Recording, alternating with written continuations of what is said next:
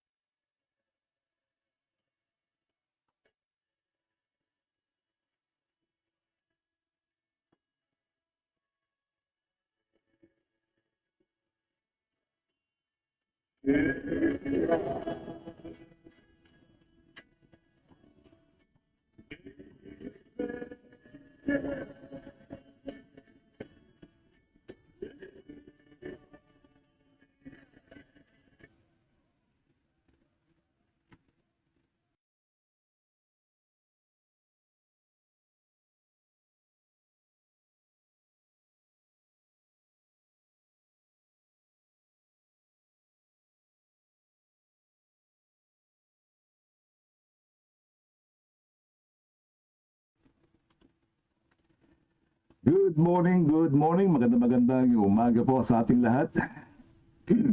May audio ba tayo? Good morning. Ayan. Purihin ang Diyos. Unang-una talaga si Ma'am Maripas. Magandang umaga. Magandang umaga po diyan. At ingat po sa pagpunta sa banding. Matutuloy ba yung banding ngayong umaga?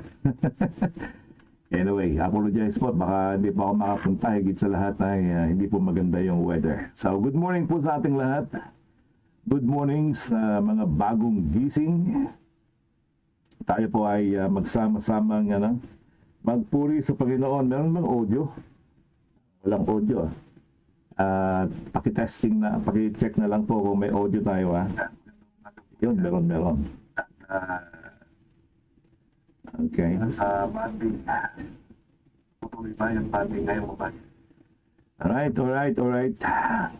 Ang araw po ng ngayon ay araw ng linggo, araw po ng pananambahan. Kaya kung hindi man kayo maka-attend ng pananambahan, purihin ang Diyos dahil ayan. Check mo, wala pang sound. June 7, 2026, Sunday. Paki-check na lang po kung meron tayong audio. Meron na ba? Meron na ba? Okay, siguro naman meron na po dyan. Paki-check nyo na lang po. Yan. Check natin. Kung hindi man kayo maka-attend ng pananambahan, Meron naman. Okay, sige, bumati muna tayo sa ating mga kaibigan and welcome back kay Ma'am Caroline. Caroline watching from Canada. Magandang umaga. Ito yung taong pinaka-busy yata sa balat ng mundo. Hindi pa yata natutulog ng maayos. And of course, welcome back kay Ma'am or kapatid na Tess Sadang Francisco. Ayan, Aragtigano. Meron. Ayun, loud and clear naman pala yung ating sound. Okay? Hopefully. Kasi minsan iba-iba yung volume ng unit. Kaya baka wala. Magandang umaga po sa lahat ng dako. Doon naman sa ibayong dagat ay magandang gabi. Magandang gabi kay Ma'am Caroline. At siya ay naggagayak patungong trabaho naman. Dito naman sa Pilipinas ay araw ng linggo, kaya parelax-relax lang. At higit sa lahat ay preparing din para sa pagpunta sa church. Ngayon ay araw ng linggo, araw po ng pananambahan, June 7, 2026. Isang panibagong araw muli ang pinagkaloob sa atin ng Panginoon. Kaya purihin natin siya dahil sa kanyang kadakilahan sa buhay natin. Here we are lifting our hands. Ika nga man. Ito yung pinapakinggan ko kanina. Kasi nga hindi nag-transfer yung audio. O nag-transfer ba? Naririnig niyo. Narinig niyo na ba ito? Hindi naman. Yung Here We Are kay Dallas Home. We are, here we are. In your presence. Boses ko, no? Lifting our hands to you. Okay, so sama-sama po tayo. Si Sister Tess, gustong-gusto talaga magkaroon ng praise in worship. Pero hayaan mo sa susunod kapag na-set up yung mga equipment, connectivity, kahit na mag-video, video karaoke tayo ng gospel. Yung pwede kayong kumanta kahit na nandyan. And welcome back also kay Ma'am Lerma Balaja. Yan. Balahadja. Ganda ng pilido niya. Balaja. Yan. Okay. Yan of course kay Mang Jose na rin. Magandang umaga po dyan. Ako po ang inyong lingkod, Pastor DJ Amordi, and you're listening to The Living Word, the voice of inspiration across the airwaves. So sa lahat po ng dako, nakakarating po yung ating signal kahit sa buwan. Hanggat merong online or internet. Okay, greetings din sa mga yung mga nagagayak nandiyan sila Pastor or Brother Nelson Bunyag, Samboy. Ako'y nagagalak dahil ang taong ito, nung nagtitinda pa ako ng balot nung araw na estudyante. Kumukuha ako ng balot sa kanila tapos itinitinda ko. Ayun. Kaso yung tinitinda ko, nakakain ko rin. Okay, sa umagang ito, maulan man o mainit, sa iba't ibang dako ng mundo, maraming salamat pa rin sa ating Diyos. Today is episode 38 na po tayo. So, itong episode 38, ibig sabihin pang 38 na po tayong tapos na yung monthsary natin. 38 days. Broadcasting, podcasting, the message of God. Ang title po ng ating pagbubulay-bulay ngayon or ating tatalakayin ay may pinamangatang, patay na ba ang iyong pag-asa o buhay pa ang iyong pananampalataya? Minsan ay parang napakatagal dumating ang sagot ng ating panalangin. Minsan ay parang mas malaki ang problema kaysa sa ating pananampalataya. Ngunit tandaan, ang Diyos na nangako kay Abraham ay siya ring Diyos na kumikilos sa iyong buhay ngayon. Kapag sinabi ng mundo na imposible, diba, sa yung sensya natin dito, impossible, that's impossible. Pero sinasabi naman ng Diyos ay magtiwala ka sa Diyos. Kapag wala ka nang nakikitang pag-asa, yan, may ginagawa pa rin ang Diyos sa likod. God is doing something behind the scene. Mangyayari at may magandang mangyayari sa lahat ng panalangin. Kapag tila huli na ang lahat, nagsisimula namang gumawa o nagsisimula pa lang ang himala ng Diyos. Kaya, sama-sama natin tuklasin ang kapangyarihan ng pananampalataya at ang katiyakan ng mga pangako ng Diyos. Yan, amen. Ayun, nakatulog naman, Pastor. Broken sleep nga lang. Parang tulog manok, no? Better than nothing. Thank you, Lord. Dito Saturday evening, Pastor, exactly 6 p.m. Ayun. So, Sabado pa lang pala dyan sa inyo, Hi po, Pastor. Good morning. Message coming from Sister Lerma and of course kay Ma'am Maripas. Meron na Pastor, salamat sa Diyos. Okay. And good morning, Pastor, listening here in Batangas. Ayun, nag-travel pala sila sa Batangas. Okay, regards po dyan sa family bonding or family ano po ba ang merong event po dyan. Okay, sa lahat ng mga kaibigan natin nakikinig sa other online connection, magandang oras po sa inyo. Magandang araw mga minamahal kong tagapakinig ng Living Word Web Radio. Maligayang pagkikita ulit sa ere at maligayang araw sa inyong sa inyong presensya dito po sa ating programa na naghahatid inspirasyon at pag-asa mula sa ating Diyos, salita ng Diyos. Ako po si Pastor Lydia Mordi at ngayong umaga ay pag-aaralan natin ang isang makapangyarihan, isang mahalagang katotohanan patungkol sa pananampalataya o yung ating faith. So, ang ating pong pananampalataya, ito po yung talagang kabuuan ng lahat ng bagay. Bago tayo magsimula ay nais kong itanong sa iyo, may pangako ba ang Diyos sa buhay mo na matagal mo nang hinihintay? Dumating ka na ba sa punto na parang imposible? Parang imposible nang matupad ang iyong pinagdarasal. Yan. Yung ano bang pinagdarasal mo? Yung maka-abroad ka? Yung makabalik ka sa abroad? Ganon? Parang tulad ko? Ganon na gusto mo bumalik? Anyway, ako po ay pabalik noon, actually pandemic, naka-renew na yung passport, and then nagkaroon naman ng pandemic. So napakatagal ulit. Hanggang sa natingga na ako dito, gano'n, nandiyan pa rin yung passport, expiry date pa niya ay 2032. So hindi ka nag-iisa, kaibigan, kapatid. Kung ikaw ay maraming panalangin, maraming pinagdarasal mo ba na tumaas yung sales mo? Marami kang benta o yung simpleng kalakasan mo lang. Yan, katulad ni Sister Caroline na halos araw at gabi at walang patid na pagtatrabaho. Kulang sa tulog, pero naging habit na niya yung kanyang tulog na gano'n. Pero kung susumayan natin, halos kauwi mo pa lang, nagpiprepare ka na naman ng iyong mga kagamitan or mga things na may susuot para pabalik sa trabaho. Yung pagtulog mo, tulog manok. Mamaya gising, no, lalong-lalo sa trabaho, so almost 24 hours. So, yun po yung mga pinagdarasal natin. Pinagdarasal natin ang kalakasan, pero higit sa lahat po, ay yung pag-aantay ng panalangin.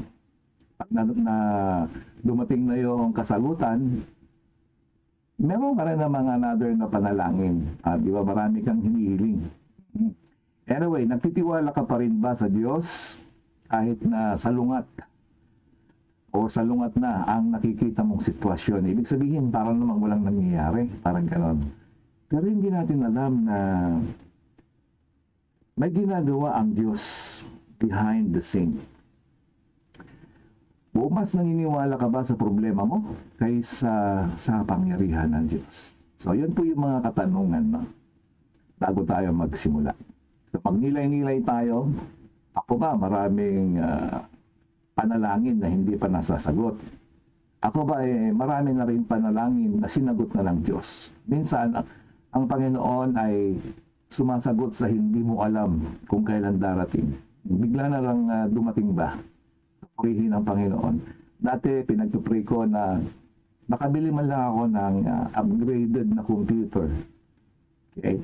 Na magkaroon na mas mabilis para magtulak ng mensahe ng Panginoon.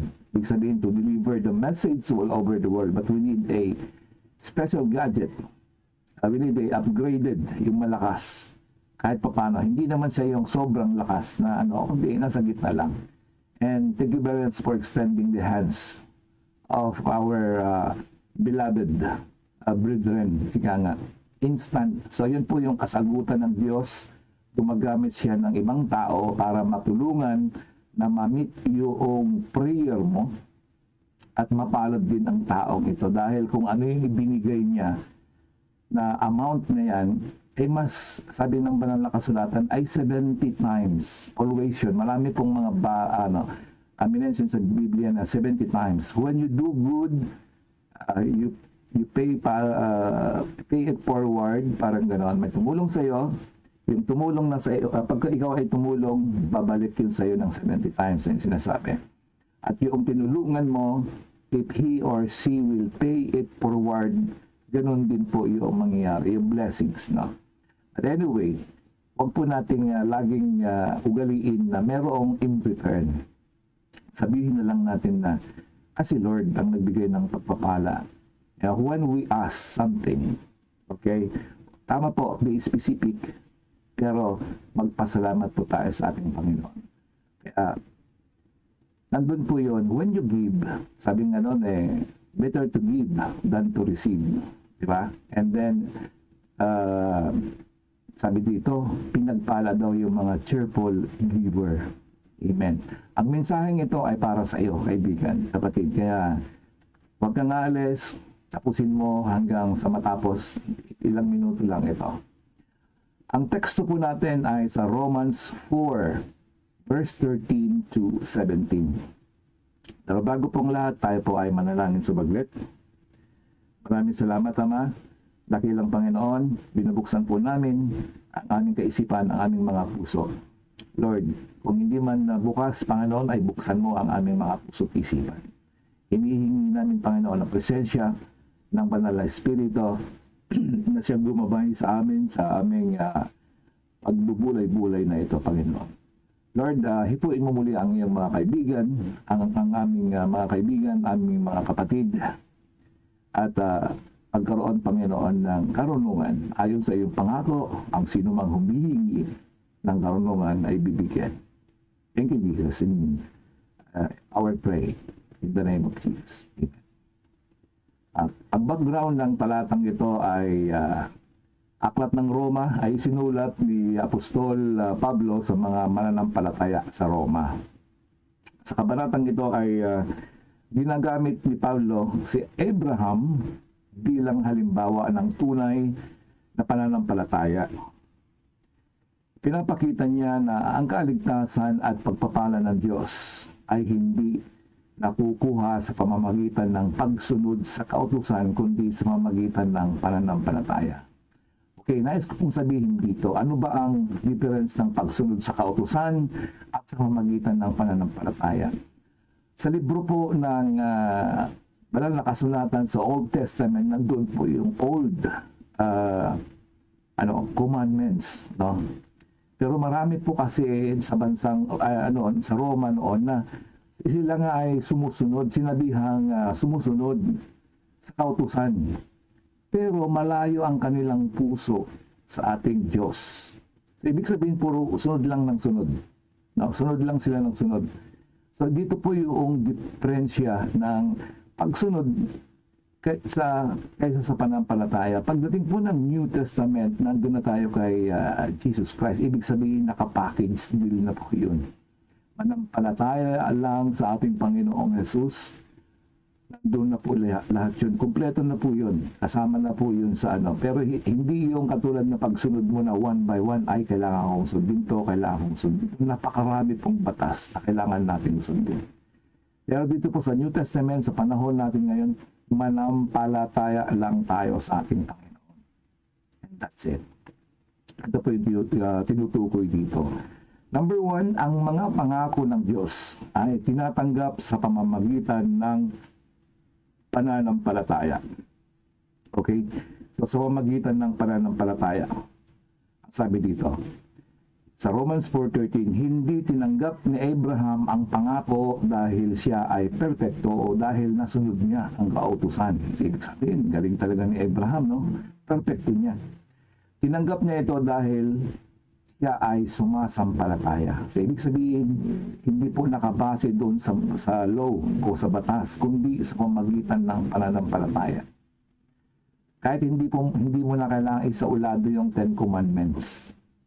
Hindi mo na ano yun dahil mas maraming commandment na binigay ni Lord sa New Testament kung tutuusin. Anong dumating siya, ay tumingin lamang siya. Alam niyo po, hindi po tayo makakalapit sa Diyos kung tutuusin. Napakarami po, ang kasalanan po araw-araw na dumadating sa atin. All you have to do is to accept and to have faith in Jesus.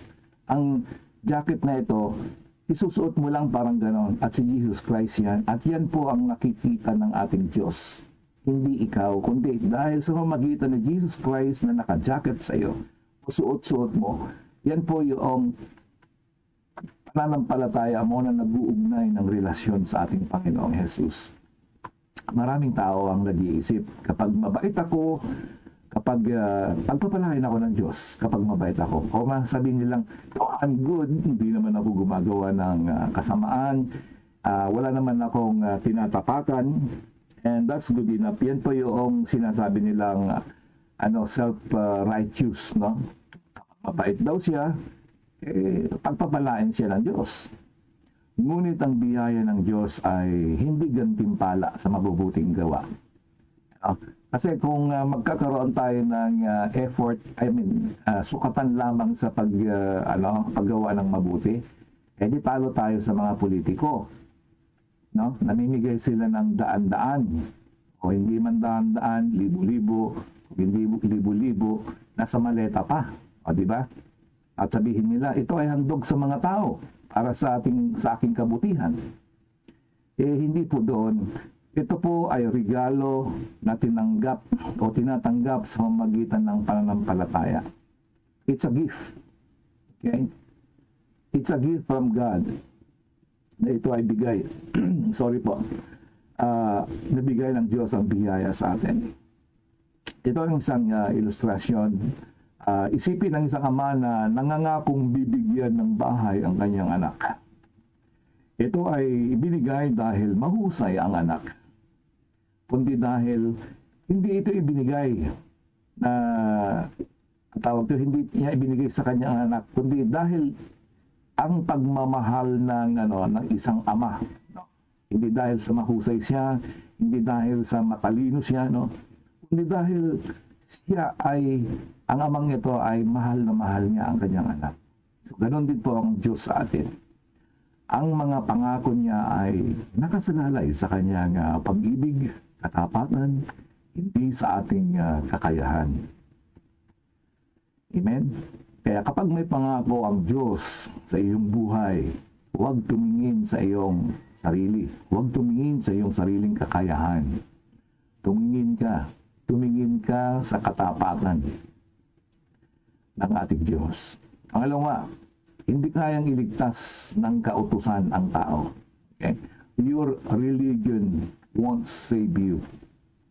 Kapatid, kung ikaw ay nasa anumang relihiyon ngayon, Romano Katoliko, Iglesia ni Cristo, Seventh-day Adventist, tawag dito, Seventh-day Adventist, tapos yung mga Latter-day Saints, lahat po ng mga relihiyon. Ang sabi po ng banal na kasulatan, hindi po ako nagsasabi niyan. Hindi ka maililigtas ng iyong relihiyon. Sa Romans 4:14-15, ipinaliwanag ni Pablo na kung ang pagpapala ay nakabase lamang sa kautusan, sa relihiyon, mawawalan ng kabuluhan ang salitang pananampalataya. Dahil pwedeng gawin ito ng mga maraming pera, may mga maraming oras na maglingkod. Paano kung wala ka ng oras, katulad ni Sister Caroline? Kung wala ka ng pera. No? So lahat ng mga tao na wala nito, ay hindi na siya maliligtas o hindi na siya makakapunta sa langit. Ang kautusan po ay nagpapakita ng ating kasalanan. Okay? Ay paglabag ko, ito, pag nilabag mo ito, magmumulta ka ng ganito. At ang multa mong ito, meron ka pang kulong kapag ginawa mo ulit. So, ito po ang lahat ng mga kautusan sa langit o sa lupa man ay nagpapakita ng listahan ng ating mga kasalanan. Ito pong mga kautusan na to ay hindi po tayo iniligtas or hindi kayang iligtas tayo. No? Ang salamin ay nagpapakita sa dumi. Di ba yung mirror? No? Ang salamin ay nagpapakita na meron kang dumi sa mukha. Ngunit hindi kayang hugasan ng salamin ang iyong mukha. Salamin ko, may dumi ako. Hindi ka naman lilinisin o hugasan ng salamin, no? Kailangan mo ng tubig. You need water to clean up. Diba? Ang kautusan ay parang salamin. Ang kautusan ay parang salamin. So, yan po yung pinakasimpleng ilustrasyon ng kautusan. Ipinapakita nito ang ating kasalanan. Ngunit si Kristo lamang ang makakapaglinis nito. Amen? Si Kristo lamang ang makakapaglinis. Ipinakita ng kautusan, kaya ito po, yung banal na kasunatan, nandyan po lahat. Bawal lang ganito, or huwag kang makiapid, huwag kang magnakaw. Ipinapakita iyong listahan ng mga dapat nating hindi gawin. Pero hindi po sapat yun. Ang ating Panginoong Jesucristo ang makakapaglinis sa atin sa magitan ng ating pananampalataya at pagtanggap sa Kanya. So huwag mong ilagay ang iyong pag-asa sa relihiyon. Okay? Ang sinasabi po ng Biblia, hindi po ako nagsabi nito, kundi ang banal na kasulatan. No? Dahil ang sabi niya sa John 14:6, ako ang daan at ang katotohanan, walang sino makakapunta sa Ama kundi sa pamamagitan ko. I am the way, the truth, and the life, and no one comes to the Father except through me. Sabi doon. So huwag mong ilagay ang iyong pag-asa sa mabubuting gawa. Oo, tama. Ginagawa mo yung mga mabubuting bagay, pero kapag ginawa mo ito na may sa pangalan ng Panginoong Jesus, magkakaroon ka ng napakaraming biyaya. Pero kung hindi mo isinali ang ating Panginoong Jesucristo sa iyong mga mabubuting gawa, lahat po ng mga yan ay makapawalan saysay. So ilagay mo ang iyong pagtitiwala kay Jesus and Jesus alone. Amen? Pangatlo, ang mga pangako ng Diyos ay nakabatay sa biyaya. Ang pangako, the promise of God is based on grace. No? Sa Romans 4:16, good morning. Okay, bumati muna tayo bago tayo magpatuloy at baka lumampas, di ko mabasa. Good morning, greetings coming from Matet, Eyas, Bargamento. Good morning, Pastor. Have a blessed Sunday. And first, welcome back kay Benchi to Liam and to Sir Rolando or Jake watching from Dagupan City. Welcome back po mga minamahal kong kaibigan at mga kapatid. Okay, balik po tayo sa pangatlo. Ang pangako ng Diyos ay nakabatay sa biyaya or based on grace. Ibig sabihin po, ipinagkaloob po ito ng Diyos sa atin sa magitan ng ating Panginoong Jesucristo. Sa Romans 4:16, napakahalaga ng salitang biyaya. Kaya ako, nagpupuri ako sa Panginoon sa biyaya na ipinagkakaloob ng mga nagkakaloob. Ang biyaya ay pabor na hindi karapat-dapat. Sabi, kung ang kaligtasan ay nakabati sa ating gawa, yun yung sinabi ko kanina. Kapag huwag lang ibase yung kabutihan mo, no? Parang ikaw na yung sarili, tinataas mo yung sarili mo eh. Dapat ang maitaas ay ang ating Diyos. Sabihin na, uy, ako ang nagpagawa dyan sa simbahan na yan. Ako ang nagpagawa sa school na yan. Gano'n. Yes, purihin ang Panginoon dahil ikaw yung ginamit ng Diyos. Ikaw na ginawang alulod ng Diyos. Kilalanin mo yung biyaya din na nagbigay through you. Ikaw yung nagbigay, ikaw yung ginamit ng Diyos. Kapag in-acknowledge mo na ikaw ay ginamit ng Diyos sa pagpapatayo, sa pagbibigay, purihin ang Panginoon dahil ikaw ay tunay na lingkod ng Diyos at mabibiyayaan ka. Mabibiyayaan ka ng almost 70 times, sabing ganon. Ibig sabihin, yun po yung ano doon. Yun po yung reward mo from heaven. Amen. So, kung ang kaligtasan ay nakabase sa ating gawa, walang makakatanggap nito. Kaya huwag na kayo magpenitensya, yung pahirapan mo yung sarili mo. Paluin mo yung sarili. Tapos na po yung kaligtasan. Ipinagkaloob na po. All you have to do is to accept the gift of God. Amen. Ngunit dahil ito ay biyaya, lahat ng sumampalataya ay maaring tumanggap nito. Okay? So, ito pong biyaya na ito ay naghihintay mula sa ating Panginoong Hesukristo. All you have to do is to accept. Tanggapin mo at sa buhay mo, and that's it. Yun na po yung binabanggit doon. Noong panahon ng pandemic, maraming pamilya ang tumanggap ng ayuda. O baka ikaw din, nakatanggap ka ng ayuda, di ba?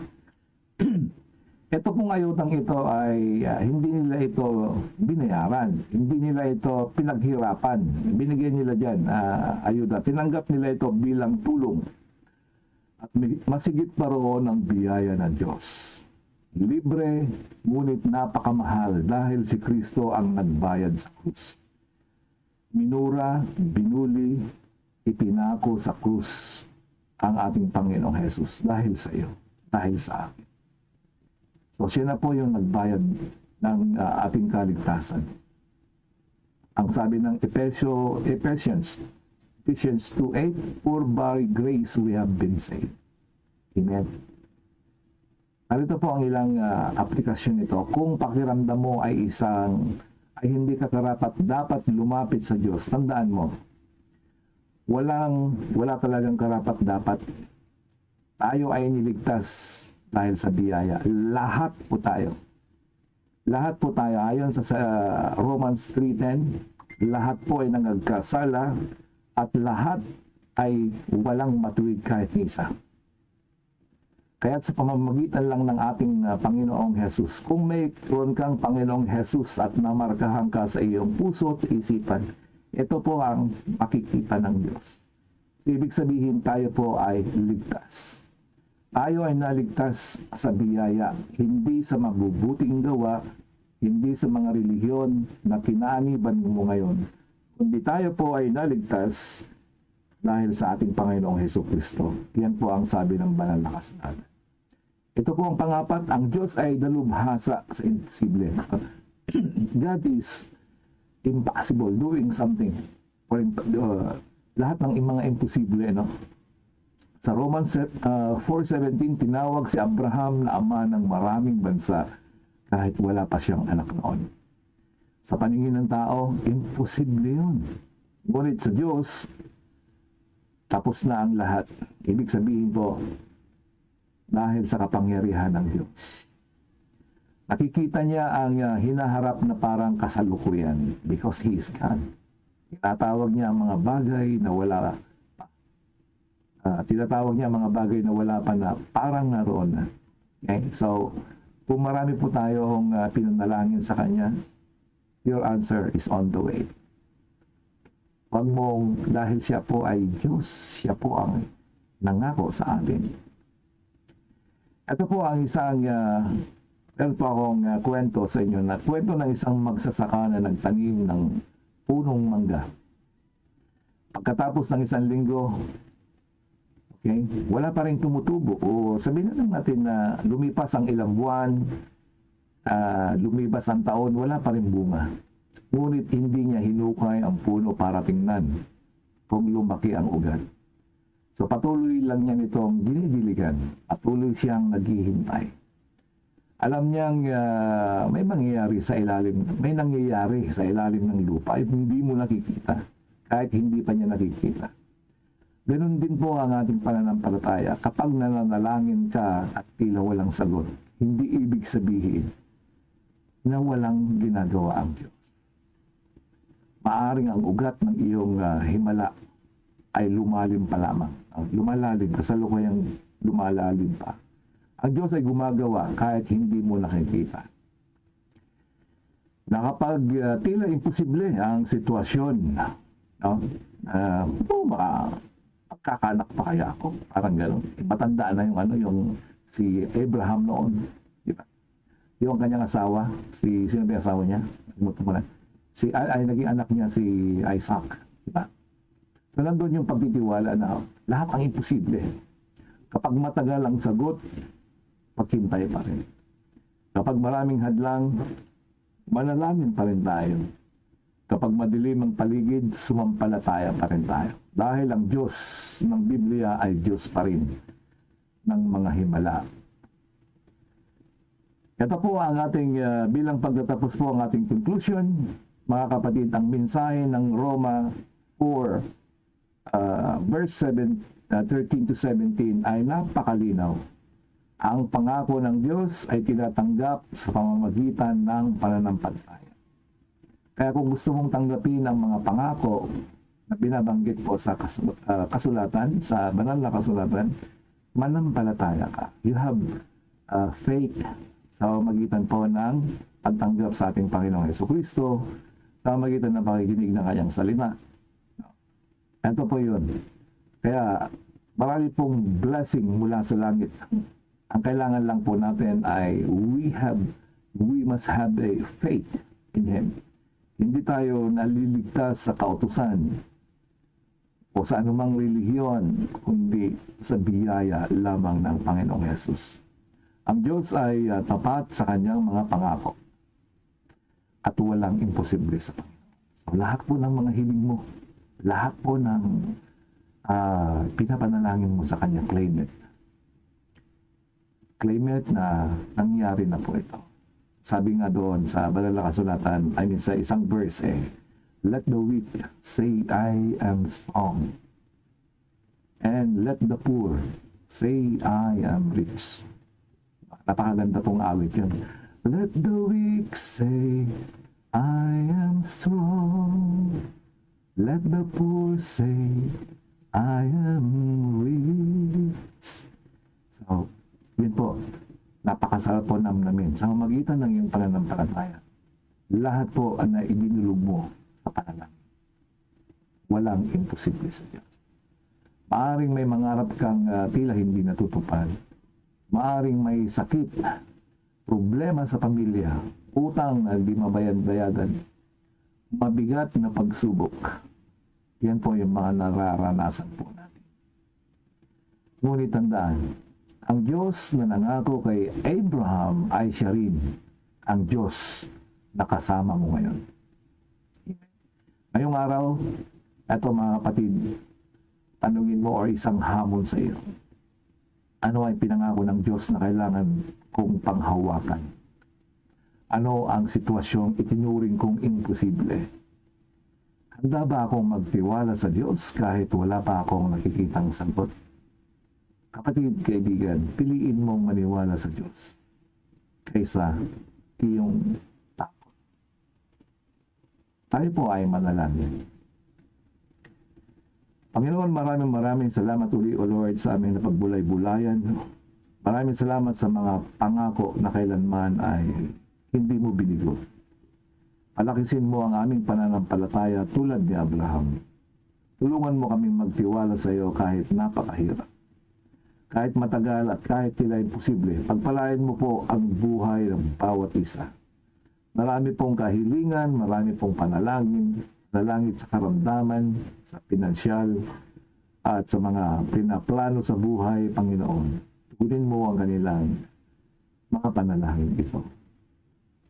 Para magkaroon sila, Panginoon, ng tunay na pananampalataya. Higit sa lahat, Lord, bigyan mo ng pusong pagpapakumbaba ang bawat isa sa atin. Turuan mo kami, dagdagan mo ang aming karunungan at kaalaman. Dalangin din namin, O Lord, ang Pilipinas, ang ulo, ang mga leaders. Ganun din po ang aming simbahan, ang aming mga pastor. Araw po ng pananambahan ngayon, Panginoon. Dalangin namin ang mga tao na makapunta at makarating sa kanilang simbahan. Dalangin din namin, O Lord, ang mga spirit of naranasan ng depression, ang pagkabalisa sa kanilang mga worries para sa hinaharap. Ipaalala mo sa amin na ikaw ang Diyos na tumutupad ng iyong mga pangako. Maraming salamat. Sa aming pagkatapos, nawa, Panginoon, ay patubayan mong bawat isa. Sa aming pangalan ni Jesus. Amen. Maraming salamat sa pakikinig sa The Living Word Web Radio, the voice of inspiration across the airwaves. Ako po si Pastor DJ Amordi na nagpapaalala. Kapag ang tao ay nagsabing imposible, nagsisimula pa lamang ang Diyos na ipakita ang kapangyarihan sa iyo. Pagpalain kayo ng Panginoon at purihin ang Diyos. God bless everyone. At kita-kits ulit tayo sa araw ng bukas, araw na Lunes, same time and same place. God bless you.